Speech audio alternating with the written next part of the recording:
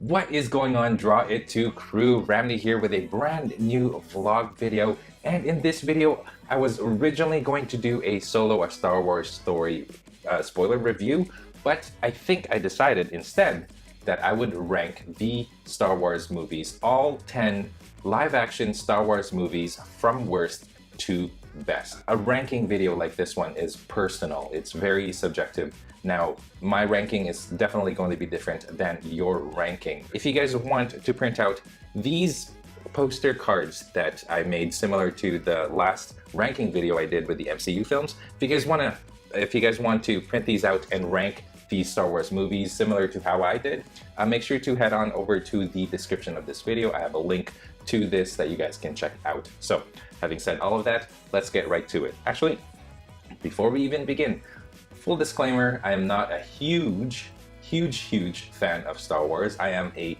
casual fan of Star Wars. I love the lore. I would go see them, the movies when they come out first day, like opening day, but I've never watched the cartoons. I've never watched the Clone Wars. I've never watched Star Wars Rebels. I've never seen, I've never read any of the books or anything like that. So as much of a fan as I am with other like sci-fi stuff, I love Star Wars, but I'm not the biggest fan of Star Wars. So having said all of that, now let's get right on with the rankings. So here you go, you guys. I've got my Star Wars poster cards here, and I've arranged them according to theatrical release. So let's go and see that in order. The first one, of course, is in 1977. This is the very first Star Wars movie. So that is, the very first one, originally just called Star Wars. After that is The Empire Strikes Back. That is the first sequel to Star Wars, and that came out, I believe, in 1980. And then after that, of course, is Return of the Jedi, 1983. Now, this was the movie that came out when I was born, and it was the very first Star Wars movie that I saw. Okay, and that completes the original trilogy. And then in 1999, George Lucas decided he wants to make more Star Wars movies, so he came out with Star Wars Episode 1, which is a prequel to the original trilogy. And with this, he started retroactively calling these episodes. So this is Episode 1, and it's going to be part 1 of a trilogy. This became Episode 4, A New Hope, and then Episode 5, and then Episode 6. Okay, following Episode 1, of course, is Episode 2, which is Star Wars Attack of the Clones. Okay, so this was the second movie of the original, or of the prequel trilogy. After that, Revenge of the Sith. And that is the last movie of the prequels. And then after this, Lucas decided he no longer wants to create Star Wars movies. So Disney bought the rights to Star Wars and started making more Star Wars movies for us. And the very first Disney Star Wars movie that came out, of course, was The Force Awakens. Okay. And then after The Force Awakens, Disney also decided that they would create anthology movies that aren't necessarily related to, the Skywalker saga. And they started with Rogue One, a Star Wars story. Following that was last year's Star Wars movie, the divisive Star Wars The Last Jedi. That is Force Awakens has become Episode 7. Last Jedi is Episode 8. And then from last year, this is last week, Solo, a Star Wars movie. So this is another anthology movie, much like Rogue One. And that is all the 10 Star Wars movies we have. So I'm going to take this now and move it out of the way and rank them according to my preference. As I'm doing this ranking, you guys, I'm doing everything off the top of my head. I have a couple of ideas as to why I rank them the way that they are, but for the most part, this is my first time really coming together and ranking these movies. So forgive me if I ramble a little bit, but that's just the nature of this unscripted way of ranking. So let's go ahead and get started, you guys. And of course, I don't think it is any question or doubt, but my lowest Star Wars movie has to be Episode 2, Attack of the Clones. And the reason why I rank it so low is essentially, it's just, I did not buy into Anakin Skywalker as a hero. I didn't like him at all. I didn't like his characterization. I did not like the actor that portrays him. He's very wooden, very choppy. This movie to me was just full-blown CGI. It was not it was just too much CGI, and everything looked fake. On top of that, the plot it went on too fast, I believe, and there wasn't enough time for us to really like dive into the motivations of the characters. There are some good aspects to it too, like when Anakin's mom dies. That's a good aspect. But for the most part, there was nothing in episode 2, because it's in the middle of the trilogy. There's also that where there's not a definite ending to it, and that really hurt it a lot. So that's why I rank it the lowest of all the Star Wars movies. And then coming in at number 9, also not surprised, episode 1, The Phantom Menace. And the reason why I put that down here at number 9 is because it's, again, I don't like the Anakin character. The Jake Lloyd, the little kid who portrays Anakin, he was a decent enough actor, but he was not the Anakin that I enjoyed. He was whiny, he was bratty. Even here, he was very entitled. I just didn't buy into him. There's a lot of good stuff, a little bit more redeeming stuff about this, such as Darth Maul. Pod racing was pretty cool, but it was all bogged down by the fact that this was a movie about the Trade Federation and tariffs and politics, and I needed more action and less of talk. There's a lot of talking involved in this one, so I wasn't a fan of that. Okay, the next one after that, I would rank Revenge of the Sith as the 8th or the third worst movie. And again, the same thing that plagued the whole prequel trilogy is Hayden Christensen as Anakin. I just did not like the way that they portrayed Anakin in the prequels. I did not like the way that I didn't like that they took Darth Vader, such an iconic classic villain, and they made him such a whiny little brat. It was just not, it didn't resonate with me. There was a lot more stuff that's redeeming in this one, such as I was one of the few that enjoyed the Obi-Wan and Anakin fight at the end. It was very choreographed, but I thought it was pretty well done. The CGI was a little bit better, but I think what's really good about it is it bridges the gap between original trilogy, the prequels, and the original trilogy. So that's what I like about this one. It answered a lot of the questions that we had. Coming in at number 7, you guys, is Solo, a Star Wars movie. Now there's a lot to like about this movie, but for the most part it was average. I think if you guys want to know more, I reviewed this movie just a couple of days ago. I'll put a link down up in the corner there so you guys can check out my review of Solo. But if you compare Solo to the rest of the Star Wars movies, I just thought it was fairly average. There's not a lot that's memorable about it. Maybe 1 or 2 scenes are memorable, but they played it safe. It was average, and that's all I have to say about that. Coming in at number 6, you guys, is Rogue One, a Star Wars story. Now the reason why this is ranked low is because, just like Solo, it's fairly average action fare, but the reason why I rank it higher than Solo is because of the third act of this movie. There were some characters here that I enjoyed, and I'm a huge fan of. K2SO, Chirrut Imwe, Baze Malbus. I thought they were really cool characters. We've never seen characters like that before. But I wasn't a huge fan of Jyn Erso. To me, she was kind of just dull and boring, and I bought into her story a little bit, but I wasn't too emotionally invested in the character, and that hurt this movie a little bit. But the third act of this movie is what redeems it.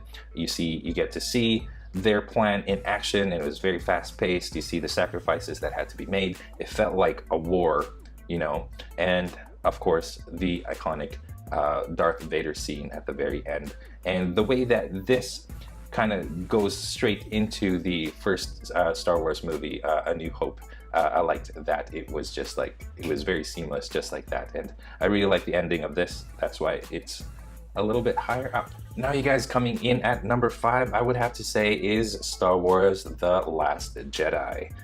This, like I said, is a very divisive film. Some people hate it, some people love it. I'm one of the ones that actually likes this movie, although I wouldn't rank it up high. The reason why I rank it at number 6 is because I feel like it asks a lot of deeper questions, such as, like in the original trilogy, it talks about good versus bad, and there's a very clear cut who's good. The rebels are good and the Empire is bad kind of thing, but here kind of turns that upside down and makes you think about, you know, the relationship of Jedis with everything else. Things I didn't like about it was the characterizations of some of the original trilogy characters, like Mark Hamill's Luke Skywalker. I felt like was out of place. It didn't feel like Luke Skywalker to me, which kind of bogs it down a little bit. But I really did enjoy seeing the story of Rey and Kylo Ren.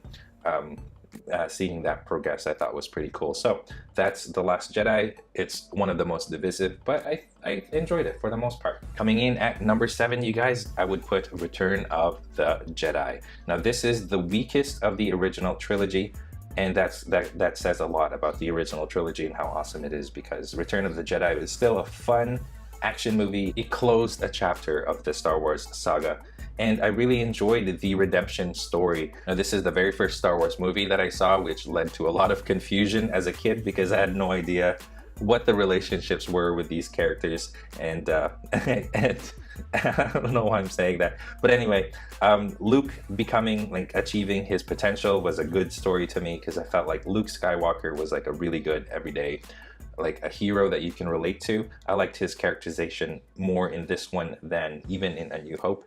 Darth Vader being redeemed was a good story. The only things that bogged it down were the Ewoks. I wasn't a huge fan of the Ewoks. I thought they were big walking teddy bears. But for the most part, that was pretty good. And I guess the other thing too is you see Han Solo come back, so that was good. And you see all the good guys after watching it, The Empire Strikes Back, seeing all the good guys kind of gather together and finally defeat the Empire was a very satisfying ending to the original trilogy. Coming in at number 8, I would say Star Wars The Force Awakens. You guys, this is another one of those divisive movies that other people love or people really dislike, and I'm one of the ones that really loves it. Now I know that everybody says it's a rehash of A New Hope, and I would agree with that, but I think, to me, the reason why I would rank this high is because this is the movie that sort of brings that magic back. After episode 1, episode 2, and episode 3 were kind of flops, like critically flops. Star Wars The Force Awakens kind of just brings what Star Wars is all about back, and I felt the same in The Force Awakens as I did watching the original Star Wars trilogy. So that's why I would rank The Force Awakens high up on this list. And it introduced us to a lot of really cool characters that I'm emotionally invested in, you know, like Poe Dameron, Kylo Ren, Finn and Rey. Those guys, those characters are some cool characters in this saga. Like I like them. I mean, if you compare it to, you know, like Attack of the Clones, especially, and like this guy right there, the character of Anakin Skywalker was someone that I really dislike. And if you look at this, I like all of the characters that they introduced. I bought into their stories, and that's what makes it a compelling movie to me. Coming in at 9th and the second best Star Wars movie, and this might split you guys, but I would say The Empire Strikes Back is number 9. And the reason why, well, the main reason why I like The Empire Strikes Back is because you see Luke's story progress, and you see everybody that you love from the original movie, you see all their stories progress, and you like where it goes. But they don't win at the end, and that's what's really cool about this movie, is it shows you that Star Wars isn't all about the bad guys or the good guys winning at the end. Here they show you that even the bad guys win, and when after watching this, you're left with questions like, how are the good guys going to rise from such low points? Like Luke Skywalker just found out that his dad is Darth Vader, and that's a huge reveal. One of the biggest reveals, spoilery reveals in like cinematic history. Han Solo is in carbonite, and you see all of that, and you're like, how are they going to rise above from this? So I would say The Empire Strikes Back is really good. It's very compelling. The stories are very mature when you compare it to the original trilogy. Like, the themes are mature. Lando's introduced, that's very cool too. And the twist in the end just makes it. And of course, at number 1 is none other than the original Star Wars movie, Star Wars or Star Wars A New Hope. And the reason for this is because this movie is such a technical marvel, very innovative. It was groundbreaking in VFX, in storytelling, and as a kid, I would have liked to have seen what it was like back then when Star Wars was introduced to the world. Like as a kid, it's almost like opening up this whole new playground for your imagination to play in, because it introduced like the possibilities of what a space movie could be like. You know, they've created space movies in the past, you know, Star Trek existed before this, but this kind of took it to another level and made it awesome. And I mean, that's what's awesome about this. And like the introduction of these cool characters. Darth Vader is really cool. Han Solo is pretty cool. Leia is awesome. It was groundbreaking. It was breathtaking. And as a kid, when you watch something like this for the first time, it's just inspires the imagination. And I think you can't take that away from Star Wars, the original movie. So I would rank it at number 1. And so you guys, that is my ranking of all of the Star Wars movies from worst to best. Definitely let me know in the comments section how you would rank these Star Wars movies yourself. And keep in mind, you guys, that creating a worst to best list ranking like this is very personal, very subjective, and I'm sure you guys have your own opinions as well. The one thing I dislike about fandom sometimes is that people can get so passionate that they start hating people who disagree with their opinions, whereas I agree with, you know, speaking freedom of, you know, freedom of opinion, that kind of thing. I disagree with the fact that you have to attack other people because they don't see eye to eye with you. And that's what I try to keep in the comment section, is just like a level of civility. There's no need to be hateful for all of these things that we're taking for granted. You know, we should be appreciative of these movies because they don't have to be made for us, but they are being made for us. So that's my opinion anyway. You guys, thank you so much for watching this. I'm looking forward to hearing what your opinions are. Thank you so much for watching. Make sure you guys like this video. Subscribe to my second channel if you haven't already. Subscribe to my first channel if you haven't done that. Share this with your friends. And speaking of social media, don't forget you guys can find me on Facebook, Instagram, and Google+, and of course on my website, draw2.com. Thank you so much for watching, and I will catch you again in a new vlog video. Take care.